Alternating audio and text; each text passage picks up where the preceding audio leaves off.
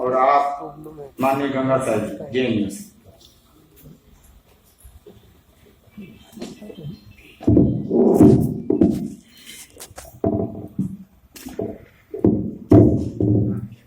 आज के इस आयोजन के लिए अरावली विचार मंच का मैं धन्यवाद करता हूं, उनको बधाई देता हूं।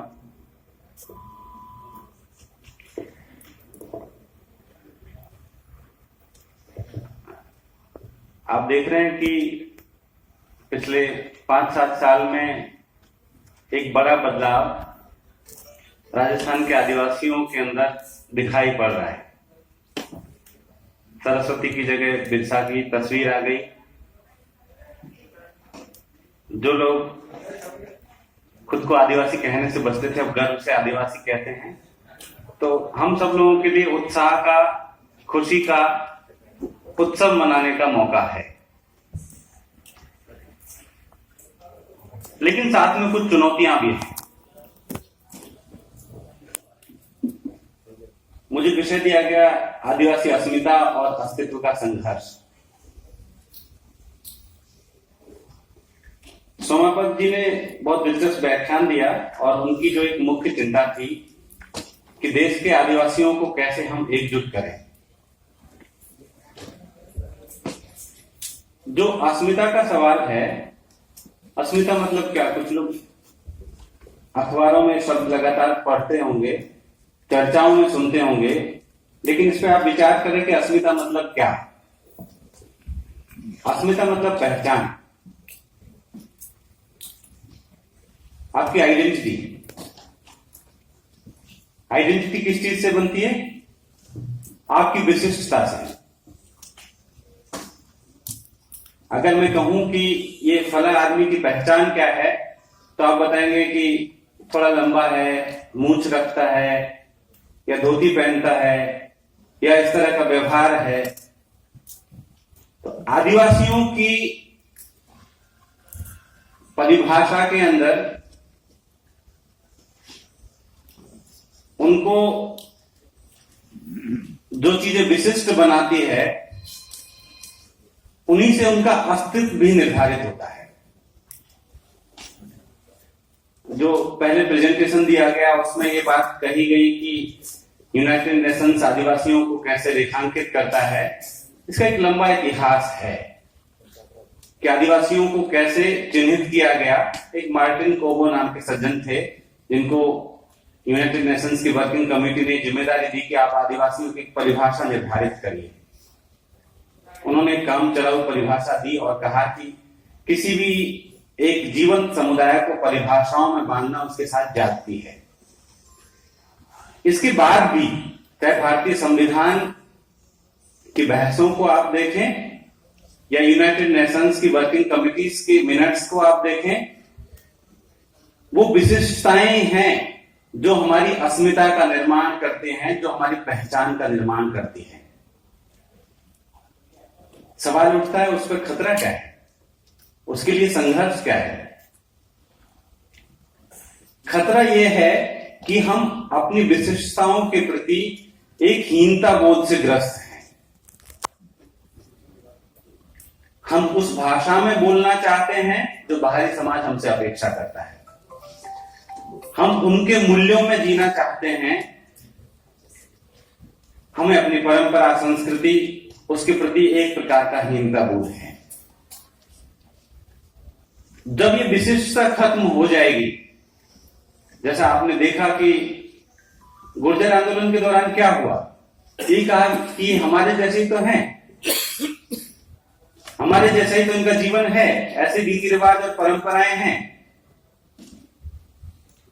ये विशिष्टता जो आपको अलग करती है, उसमें ठीक है आप एक आलोचनात्मक विवेक का सहारा लीजिए कि हर बात जो चली आ रही है ठीक बात है, उसको सही नहीं माना जा सकता, उसका मूल्यांकन करना चाहिए। लेकिन उनमें से जो सही बातें हैं, अच्छी बातें हैं, जो हमको अलग बनाती है, उनके प्रति एक सम्मान भाव हमारे मन में हो, ना कि हीनता भाव। ये इसलिए भी जरूरी है कि आज जब आदिवासियों पे हमले हो रहे हैं, हमले मतलब मैं अभी अस्मिता के संदर्भ में सिर्फ बात कर रहा हूं, बड़े बड़े एंथ्रोपोलॉजिस्ट या हिस्टोरियन या सोशियोलॉजिस्ट क्या कहते हैं, आदिवासी कोई एक रूप समाज नहीं है। आज हम आदिवासी दिवस मना रहे हैं तो जो चालाक हिस्टोरियन होगा अपर कास्ट का वो ये कहेगा या एंथ्रोपोलॉजिस्ट कि क्या आदिवासी की बात करते हो आप, आदिवासी कोई एक समुदाय नहीं है। इसमें तो जैसा प्रेजेंटेशन में कहा गया 5000 समुदाय है, सबकी अलग अलग भाषा, 7000 भाषाएं बताई गई, सबकी अलग भाषा है, अलग संस्कृति, आप कौन से आदिवासी की बात करते हो? ठीक बात है, हम कोई एक रूप समाज नहीं है, लेकिन हमारे मूलभूत मूल्य और मान्यताएं, रीति रिवाज और परंपराएं, प्रकृति के साथ हमारा रिश्ता हमको एकजुट करता है पूरी दुनिया के आदिवासियों को। आप दुनिया के आदिवासियों के इतिहास में जाकर देखिए, जो नहीं लिखा गया है वो आपको ढूंढना पड़ेगा। वो हमारी पुरखा परंपराओं में है, मौखिक परंपराओं में, बाबा नाना से, आप दादा से सुन सकते हैं कुछ चीजें संकलित की गई हैं। आपको आश्चर्यजनक रूप से वो दुनिया के तमाम आदिवासी समुदायों में कुछ चीजें समान मिलेगी। प्रकृति के प्रति जो कृतज्ञता का भाव है, प्रकृति के प्रति जो दोस्ताना माहौल है, वो जैसे एक विशेषता है। पूरी दुनिया के आदिवासियों के पुराने लिटरेचर में आप चले जाइए, वो आपको समान रूप से उपलब्ध मिलेगी। इसी तरह से और कुछ विशेषताएं आप चिन्हित कर सकते हैं जिसके आधार पर हम एक रूप समुदाय। जो आपसे ये सवाल करते हैं कि आपके आदिवासी एक रूप नहीं है, तो इतने समुदाय है, इतनी भाषाएं हैं, उनसे कहिए क्या ब्राह्मण सब एक रूप है? क्या बनिया सब एक रूप है? या फला और समुदाय के सब लोग एक रूप हैं? आंतरिक वैविध्य दुनिया भर के तमाम समाजों में है, आदिवासियों में भी है।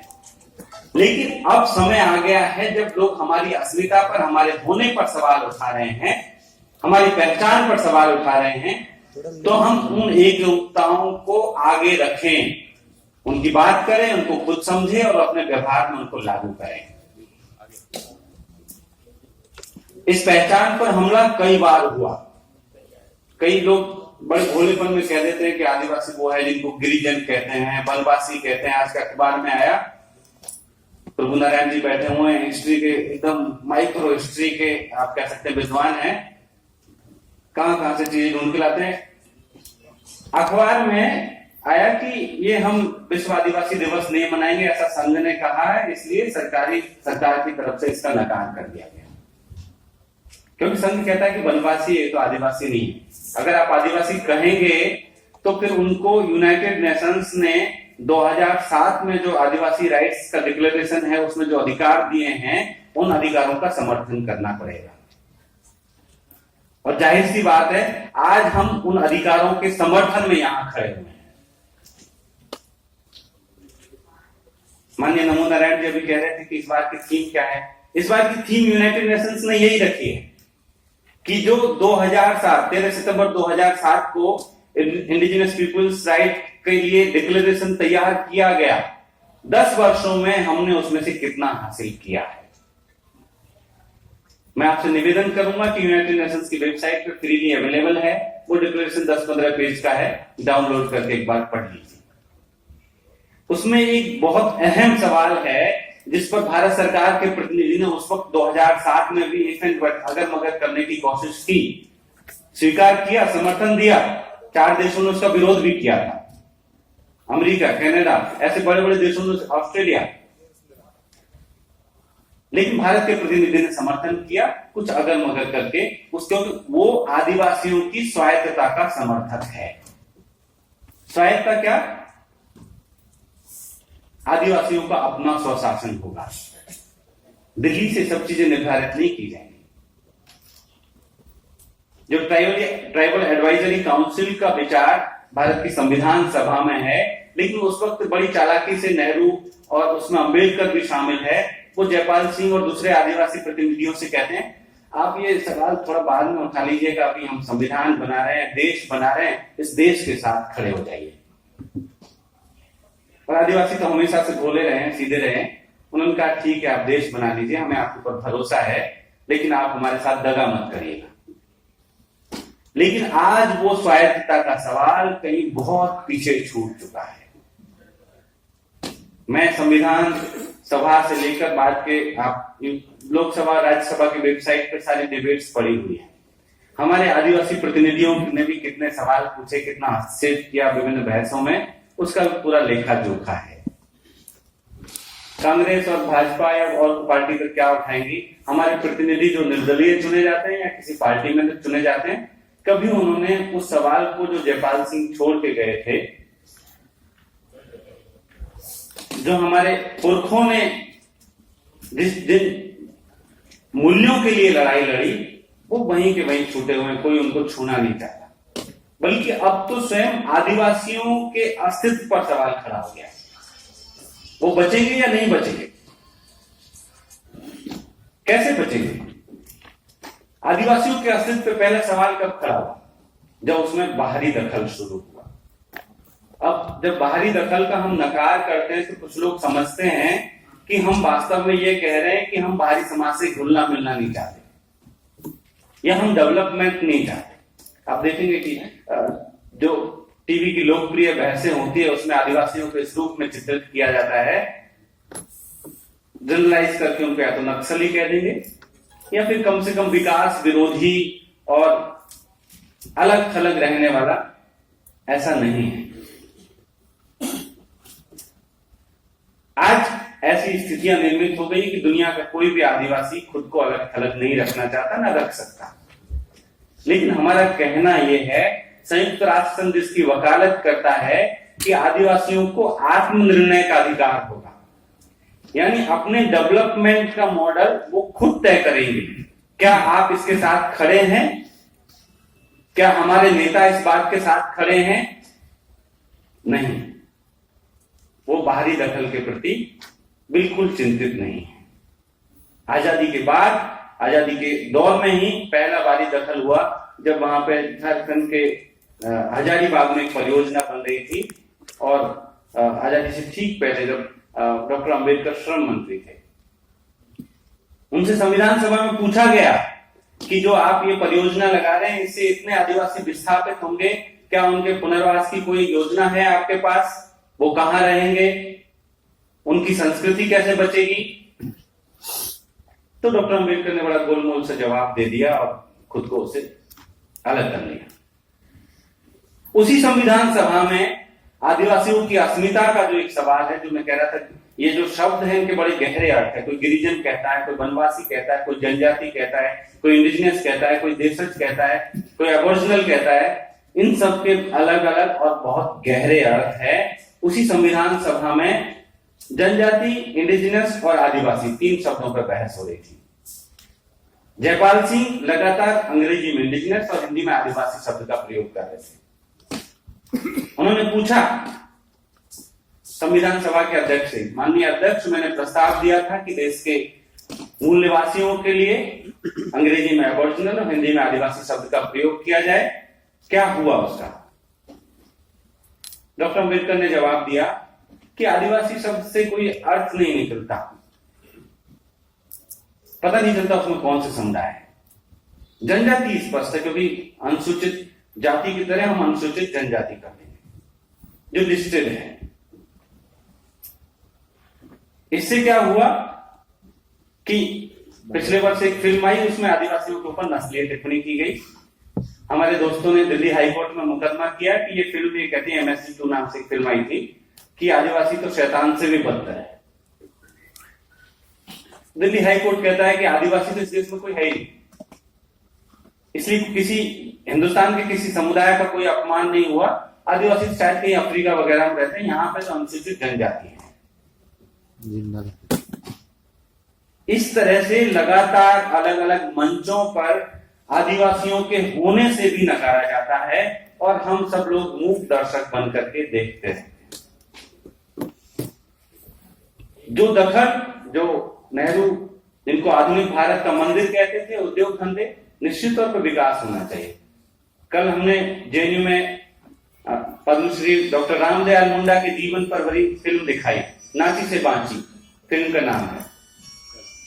फिल्म में रामदयाल मुंडा कहते हैं, आप में से कुछ लोग रामदयाल मुंडा को जरूर जानते होंगे, सीनियर लोग हैं। राज्यसभा के सदस्य भी रहे, रांची यूनिवर्सिटी के वाइस चांसलर भी रहे, अमेरिका से पढ़े, वहां पर काफी दिन तक पढ़ाया। वो कहते हैं कि ठीक है आप डेवलपमेंट करो, हम विकास विरोधी नहीं है, लेकिन आप जो सड़कें बना रहे हो किसके लिए बना रहे हो? हम नहीं चल सकते क्या उस पर? आप झारखंड जाइए, झारखंड में आपको चमचमाती सड़कें देखी जाएंगी, लेकिन पब्लिक ट्रांसपोर्ट की कोई बस नहीं है। जैसे आपके यहाँ क्या राजस्थान पथ परिवहन निगम की बस चलती है, ऐसे झारखंड परिवहन निगम की कोई बस नहीं है। वो सड़कें आदिवासियों के लिए नहीं बनाई गई, वो सड़कें टाटा का ट्रक चलने के लिए, अमीरों की गाड़ियां चलाने के लिए बनाई गई। जो बांध बनाए जा रहे हैं बिजली बनाने के लिए, वो बांध मैं आपको लग रहा होगा कि बढ़ चढ़ करके हवाई बातें, आप ISSO का डाटा देख लीजिए या कोई भी ऑथेंटिक डाटा जिसको आप मानते गवर्नमेंट ऑफ इंडिया के प्लानिंग कमीशन की वेबसाइट पे चले जाइए या और तमाम जगहों पे आपको डाटा भरपूर मिल जाएगा। इकोनॉमिक्स के किसी भी थीसिस को देख लीजिए, जितने भी बांध बनाए जाते हैं उनमें से 70 से 80% विस्थापित होते हैं आदिवासी। बांध से क्या बनता है? बिजली बनती है। बिजली किसको दी जाती है? उद्योग धंधों को, शहर के लोगों को। आदिवासी गांव में बिजली नहीं आती। और जो परियोजना 1947 में शुरू हुई थी, कल वो बता रहे थे उस फिल्म के डायरेक्टर, जो वो परियोजना 1947 में जो शुरू हुई थी, उसमें 9000 लोग ऑफिशियली विस्थापित हुए। उन 9000 में से 5000 को घर दिया गया, लेकिन उन 5000 में से रियल से 500 है जो वहां से विस्थापित हुए। 4500 दूसरे फर्जी लोग आकर के उसकी जगह पर घुस गए, क्योंकि आदिवासियों के पास जमीन के पट्टे नहीं है। वो तो सामूहिकता में विश्वास करते हैं। इसलिए कहना चाहूंगा कि दोस्तों, आज देश के आदिवासी एक तरफ अपनी पहचान के संकट से जूझ रहे हैं, उनको आदिवासी होने से ही नकारा जा रहा है, दूसरी तरफ उनका अस्तित्व भी खतरे में है। वो अपने जमीन से, जंगल से, नदी पहाड़ों से बेदखल किए जा रहे हैं और शहरों में उनके लिए कोई जगह नहीं। शहरों में वो दिहाड़ी मजदूर हो सकते हैं, घरों में काम करने वाले हो सकते हैं, जिनके साथ में हम सब लोग भी जो शामिल है, जो हम आदिवासी क्लेम करते हैं अपने आप को, हम भी लगभग वही व्यवहार करते हैं जो दूसरे जाति समुदाय के लोग व्यवहार करते हैं। इसलिए ऐसे समय में खासतौर पे मुझे लगता है हमारे समुदाय को, आखिरी बात कहूंगा ये, कि हम मानते हैं कि हम थोड़ा आगे बढ़ गए, हमको कोशिश करनी चाहिए कि हमें बड़े भाई की भूमिका निभाते हुए सबको साथ में लेना चाहिए, ताकि विश्वास का रिश्ता डेवलप हो सके। एक तरह का अविश्वास आदिवासियों के बीच में अभी फैला हुआ है। हम साथ में लें सबको और उनकी लड़ाइयों में भी साथ खड़े हों। हम क्या करते हैं कि रिजर्वेशन का मुद्दा आता है, वहां तक लड़ते हैं, लेकिन और कोई मसला, सोनी सोनी के मसले पे कितने लोग खड़े होते हैं? अभी 2 दिन पहले CRPF के जवानों ने वहां की आदिवासी लड़कियों से छात्रावास में जाकर छेड़खानी की। हमने कितने लोगों ने ये सवाल उठाया, कितने लोगों ने ज्ञापन दिया है सरकार। रक्षाबंधन पर राखी बांधने के बहाने उनके साथ छेड़खानी करते थे। आज वो 2 लोग अरेस्ट हुए, लेकिन उसमें हमारी तरफ से कोई पहल नहीं। ऐसी तमाम घटनाएं देश भर में घट रही है जिसमें हम खामोश बैठे रहते हैं। हम उनके सवालों पर उनके साथ खड़े होंगे तो उनके मन में विश्वास पैदा होगा और तभी हम एक आदिवासी सपनों का भारत बना सकते हैं। धन्यवाद।